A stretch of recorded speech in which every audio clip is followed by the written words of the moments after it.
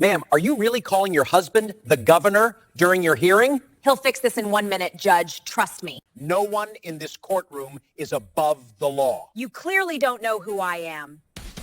Hazelou, this is a school zone violation, not a VIP lane. I don't wait in lines, Judge. Ever.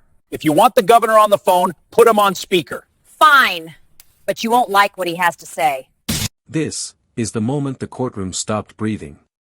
A woman in designer heels stands in front of Judge Caprio, smiling. She taps her phone, lifts it to her ear, and says into the mic. "Woman. Hi honey, yes, I'm in court. The judge is giving me a hard time. You might want to remind him who signs his budget." The courtroom freezes. Judge Caprio leans forward. Judge Caprio. "Ma'am, are you calling your husband, the governor, in my courtroom, right now?" She smirks. "Woman. Put him on speaker." "Sure, Judge. He'd love to talk." Gasps. A man in the back row closes his eyes. The clerk's jaw drops. The bailiff whispers, "Is this really happening?" The speakerphone crackles to life. "Governor, on phone, calm but cold. This is Governor Harris. Judge Caprio, my wife tells me you're overstepping." The entire courtroom goes silent. And then, Judge Caprio reaches out, presses the speaker closer to his microphone, and says the words that will echo across the internet. Judge Caprio. "Governor, good morning. I think it's time the people hear this conversation." Soft morning light spills through the tall courthouse windows, painting long shadows across the polished floor. The room is old but alive, dark wooden benches, a worn but dignified bench, the American flag hanging behind Judge Caprio like a silent witness. The courtroom buzzes with low chatter. A tired mother bounces a baby on her knee. A gray-haired veteran sits with perfect posture, hands folded, ticket in hand. A delivery driver in a faded hoodie scrolls through his phone, glancing nervously at the clock. The camera glides past each face, ordinary people, ordinary problems, all waiting for their moment. The door to the side opens. The clerk steps out. "Clerk. All rise." Wood scrapes, bodies straighten, whispers die. Judge Frank Caprio walks in, measured, calm, carrying decades of stories in the lines of his face. He's not just a judge, he's part grandfather, part teacher, part mirror to everyone who stands before him. He takes his seat, gives the room a small nod. Judge Caprio. "Good morning, everyone. You may be seated." Everyone sits, except one woman near the front, who pauses as if waiting for someone to notice her. She's dressed like she walked out of a political fundraiser, tailored white blazer, diamond earrings that catch the light, phone in hand like it's part of her body. Her expression says, "I'm not like these people." She finally sits, but not fully. She leans back, crossing her legs, eyes scanning the room like she owns a piece of it. The camera lingers on her. Name on the docket, Elena Harris. Charge, multiple unpaid speeding and red light violations. The clerk calls the first case. Clerk. Case of Elena Harris. She doesn't walk so much as glide. Heels clicking with confidence, Elena steps up to the podium without looking at anyone. Her hair is perfect, her eyeliner sharp, her chin slightly raised. She doesn't look at the judge. She looks at the cameras. Judge Caprio. "Good morning, ma'am. Your name, for the record." She sighs like she's answering a waiter who brought the wrong drink. "Elena. Elena Harris. Curious. My husband is Governor Daniel Harris." She pauses, letting the name hang in the air like a credential. Judge Caprio, even. "Good morning, Ms. Harris. You're here today for several speeding violations, including a school zone, and a red light camera ticket. Do you understand the charges?" She smiles, but it's a smile made of glass. "Elena. I understand that I was driving. But charges sounds dramatic.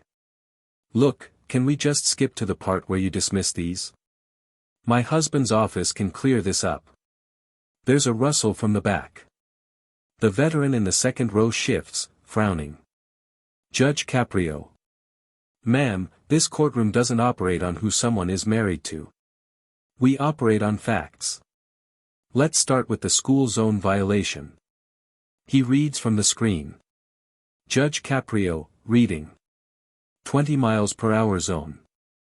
You were clocked at 42. Elena shrugs. Elena. I was late. My security detail wasn't with me that morning. I had a meeting. No one was hurt. Let's be adults here, Judge. Judge Caprio, brows lifting. Being an adult means taking responsibility, doesn't it? She gives a small, dismissive laugh. Elena. With respect, I don't think you understand how my life works. I'm not some random person off the street. My husband runs this state. We don't have time for petty tickets. Her words cut the air like a knife. The veteran's jaw tightens. The young mother with the baby hugs her child a little closer. The delivery driver looks down at his own ticket, as if it suddenly weighs more. Judge Caprio, calm, but firmer. Ma'am, everyone's time is valuable in this courtroom. Including mine. You're accused of endangering children in a school zone. I take that very seriously. She rolls her eyes openly. Elena. Take it seriously all you want. I'll just have my husband make a call. This entire thing is a waste of everyone's time. She turns slightly, tapping her phone screen like she's ordering coffee. The disrespect isn't just in her words, it's in every gesture. The air in the room grows heavier. The clerk looks at the judge, uneasy. Before Judge Caprio can respond, the next file on his desk catches his eye. He glances between the names. His gaze shifts to the second row. Judge Caprio. Is Mr. Robert Miller here? A hand goes up slowly. A man in his late 60s stands. His back is straight, but there's weight on his shoulders, the kind that doesn't come from age, but from years of service. He walks carefully to the front, using an old cane polished by time. His suit is old but clean. On his lapel, a tiny pin of the American flag, and next to it, the insignia of a military unit. He stops a respectful distance from Elena, not looking at her. Judge Caprio. Mr. Miller, thank you for being here. And, thank you for your service. Robert, soft, steady voice. Thank you, Your Honor. Judge Caprio. I see you're here for a parking violation and a small speeding ticket. You were also in the same school zone, within a few minutes of Ms. Harris here. Is that correct? Robert nods. Robert. Yes, sir. I was dropping off my granddaughter at school. I thought I was going 25. I must have been over. I'm sorry for that. His eyes flick briefly toward Elena, then away. Judge Caprio.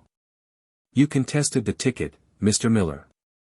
On your form, you wrote that there was chaos on the street that morning. Cars rushing, horns honking. Can you tell me what you saw? Robert takes a breath. Robert. There was this black SUV, it flew past everyone. Ignored the crossing guard. My granddaughter was holding my hand, and it scared her. I told her. I told her she was safe with me, but I couldn't stop that car. I saw the kids jump back. The crossing guard waved his arms, but the car didn't slow down. His voice shakes slightly at the memory. Robert, continuing. I figured, if someone like me gets a ticket, then that driver must be getting something worse. I came here because, if I did wrong, I'll pay. But I hoped the court would care about whoever nearly hit those kids. The courtroom is quiet. You can almost hear the clock ticking. Elena's jaw tightens, just for a second. Judge Caprio, gently. Mr. Miller, how long did you serve? Robert. 22 years, sir. 2 tours overseas. Lost some good friends. Came home, raised my daughter, and now I help raise my granddaughter. I'm on a fixed income. I can't really afford these fines, but I also can't afford not to do the right thing. Those last words land like a stone dropped in still water. The audience feels it. The young mother wipes a tear. The delivery driver looks up, more awake now, more aware.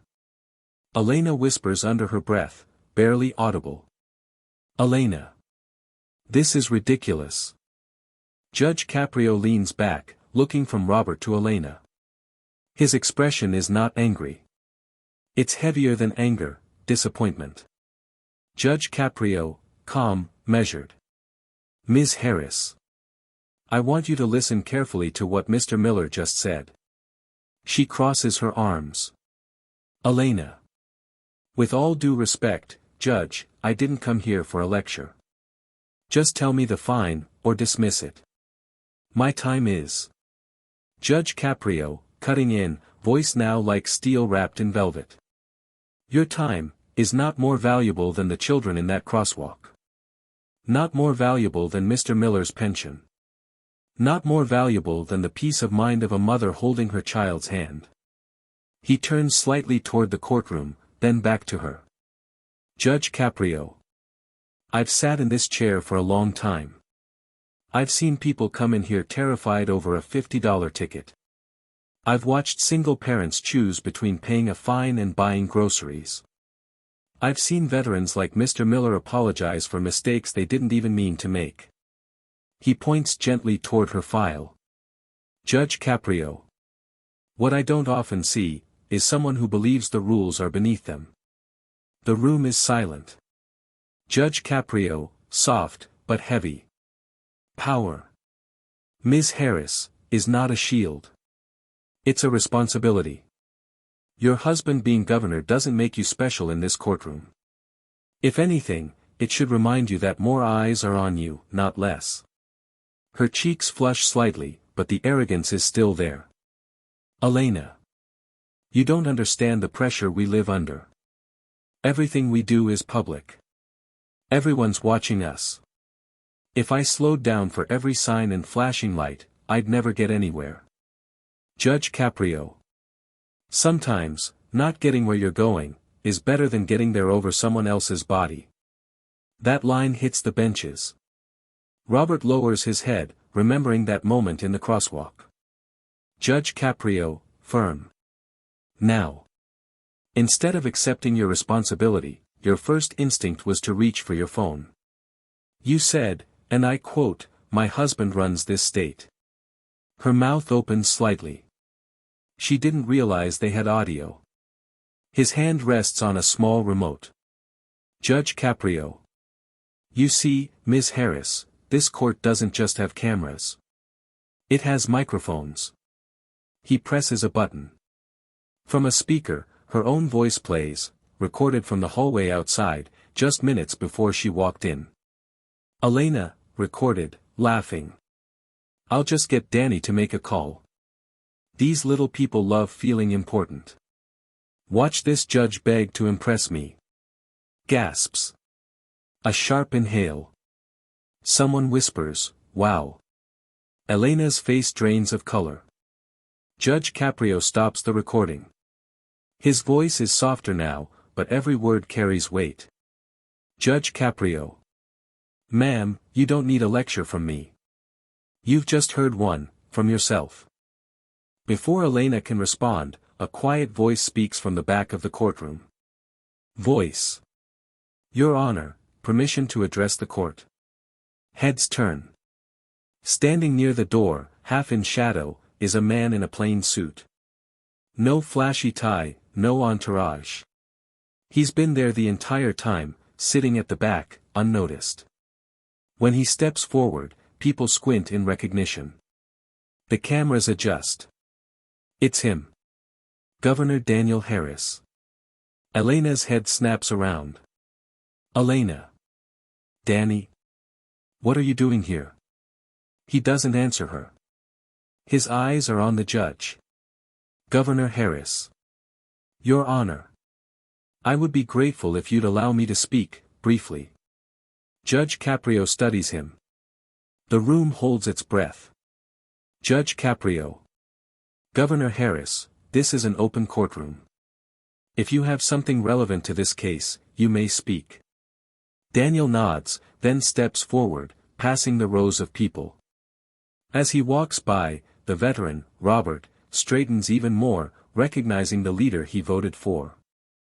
The governor stops near Elena but doesn't stand beside her. He places himself facing the judge, hands clasped in front of him. Up close, he doesn't look like the booming, untouchable figure from campaign posters. He looks tired. Human. Governor Harris. First, Your Honor, I want to be clear, I had no idea my wife planned to use my office in this way. I did get her call.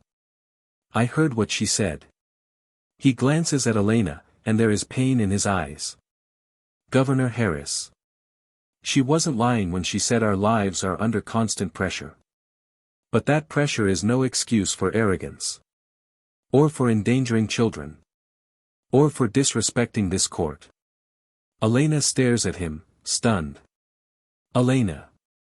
Danny, what are you doing? You're supposed to back me up. They're making a spectacle out of this. You're the governor. He turns to her, voice low but cutting. Governor Harris. I'm the governor. Not the king. And you are not above the law because you share my last name. The courtroom reacts. Some nod. Some glance at Elena with new eyes. He turns back to the judge. Governor Harris. Your Honor, there's something else the court should know. He pulls a thin, folded document from his jacket. Governor Harris. This morning, before I came here, my staff briefed me. The school where this violation happened. Jefferson Elementary. Robert's head lifts sharply. Governor Harris. That's the same school where, 3 years ago, there was a near-fatal accident in that exact crosswalk. A driver sped through. A veteran. Mr. Miller. I believe. Threw himself forward to push a child back. His knee was shattered. He still walks with a cane because of it. Every eye swings to Robert. Robert blinks, stunned. He didn't expect to be mentioned. Elena stares, horrified, as the pieces click into place. Governor Harris, to Robert.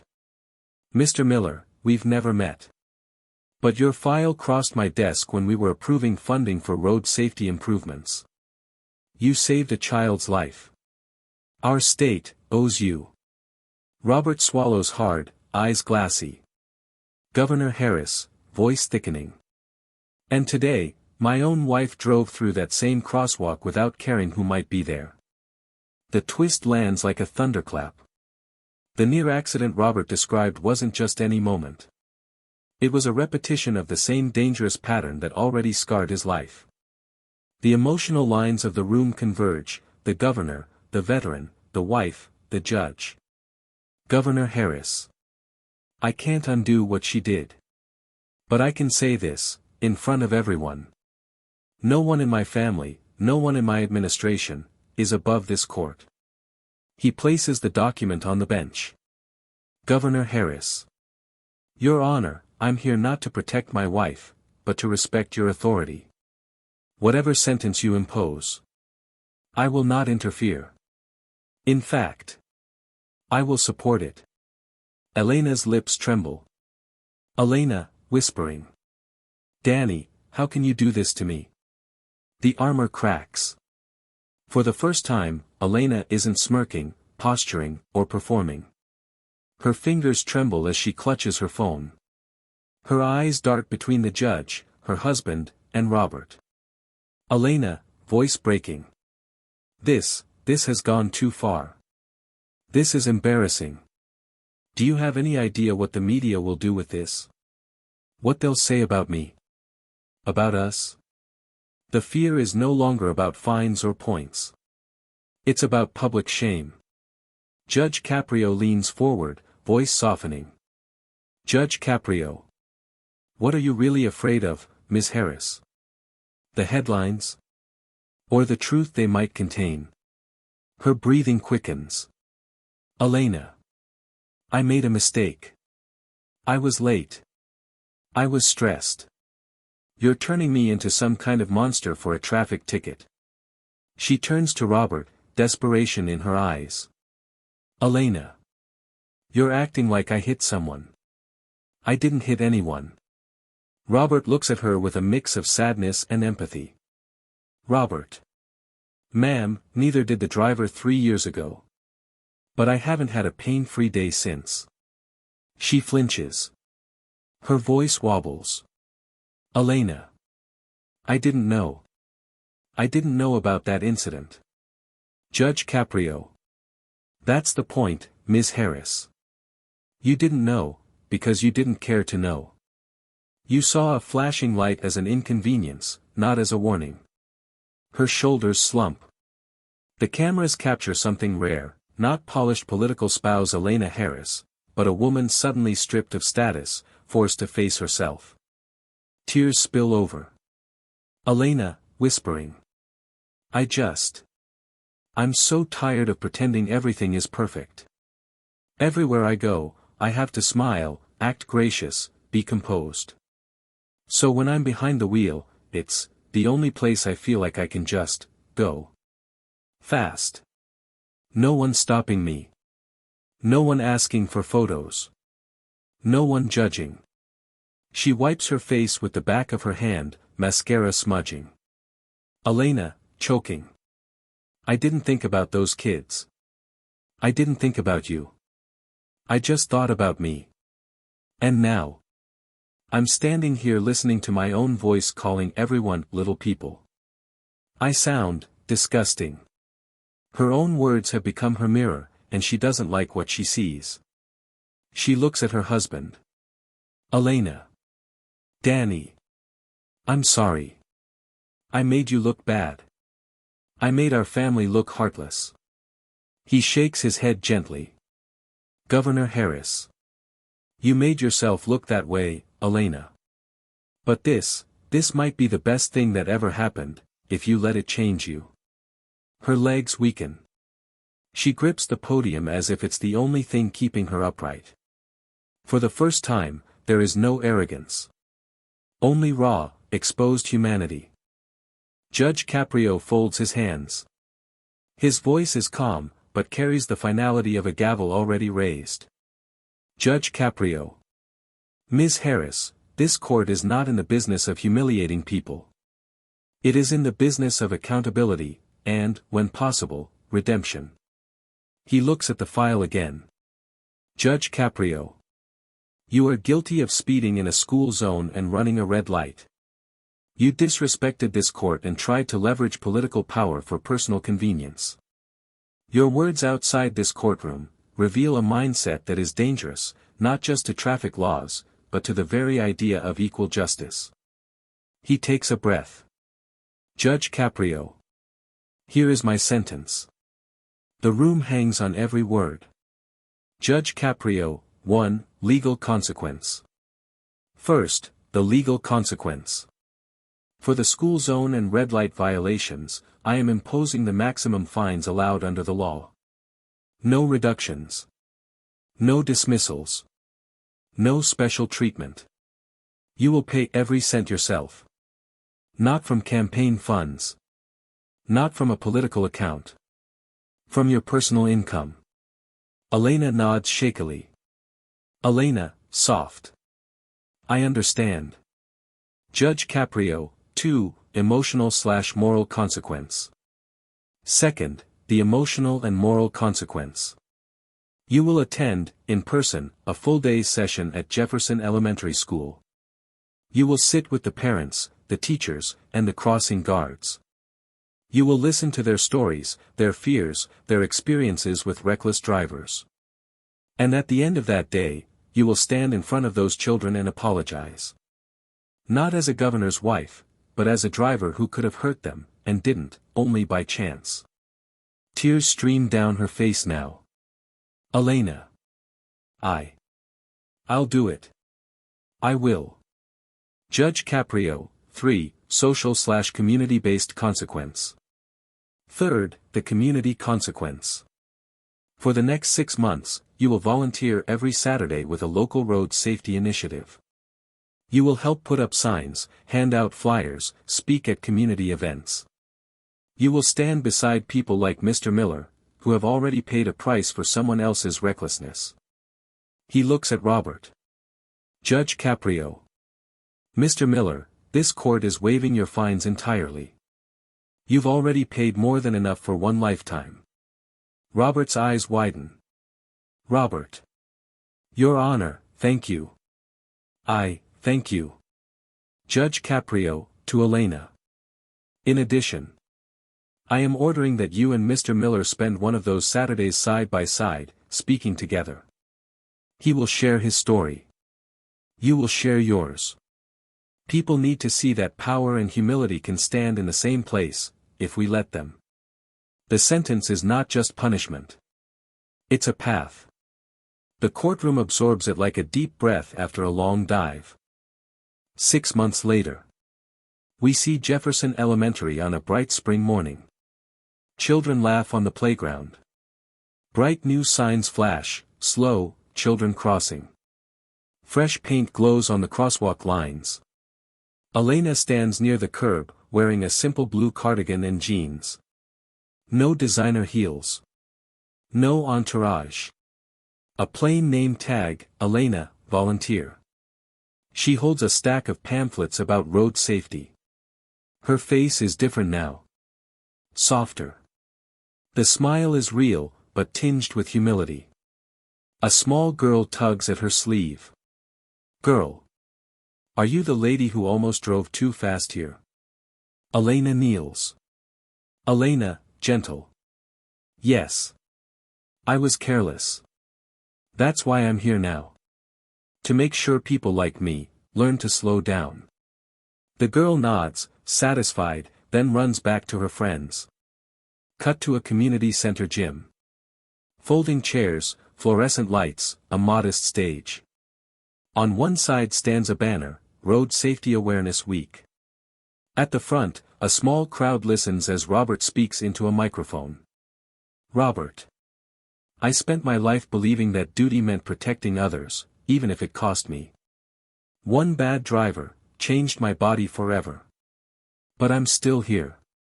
And I'm still standing. He steps back, leaning slightly on his cane, and gestures to Elena. She takes the microphone, hands trembling slightly, but this time, not from entitlement. From vulnerability. Elena. 6 months ago. I walked into a courtroom believing I was too important to be held accountable. I had a title, a last name, and a sense of untouchability. Then I heard my own voice played back to me, and I saw what everyone else saw. A person who thought she was above the rules that keep children safe. She looks out at the faces, parents, teens, seniors. Elena. I paid my fines. I did my hours. But the real sentence, was learning how small I truly am, and how big my responsibility is. In a corner of the gym, Governor Harris watches quietly. No cameras around him. Just a husband, listening. After the event, he approaches Robert. Governor Harris. Mr. Miller. I meant what I said in that courtroom. Our state owes you. Next month, we're breaking ground on a new crosswalk and signal system at Jefferson Elementary. It'll be named after the unit you served in. Robert's eyes widen, then soften. Robert.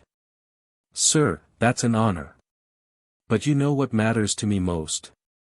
He gestures to the crosswalk outside, visible through the open doors. Robert. Seeing cars slow down. Later, as the sun sets, Elena and Robert stand together by that same crosswalk. Kids are gone now. The street is quiet. Elena watches the traffic light change from green to yellow to red. Every car stops. Elena, softly. You know. I used to see red lights as obstacles. Now. I see them as second chances. Robert smiles. Robert. That's what they are. Little reminders that speed isn't everything. They stand in comfortable silence. He removes his glasses, looking directly into the camera, into the eyes of the viewer. Judge Caprio, closing message. People often think justice is about punishment. But real justice is about reflection. About holding up a mirror and asking, who am I, when no one can stop me? He sets the file of Elena Harris aside. Judge Caprio. Maybe you don't have a governor for a spouse. Maybe you don't sit in a big office or have a title in front of your name. But every one of us has some kind of power. A car. A voice. A platform. A family that looks up to us. He leans forward. Judge Caprio. The question isn't, how do I use that power to protect myself? The question is, how do I use it to protect others? He smiles, warm but serious. Judge Caprio. If you remember anything from this story, remember this. The law may treat us equally. But humility is what makes us truly human. Slow down. Respect the rules. And never, ever, think you're too important to be held accountable. Power doesn't show who you are. How you treat those with less power, does.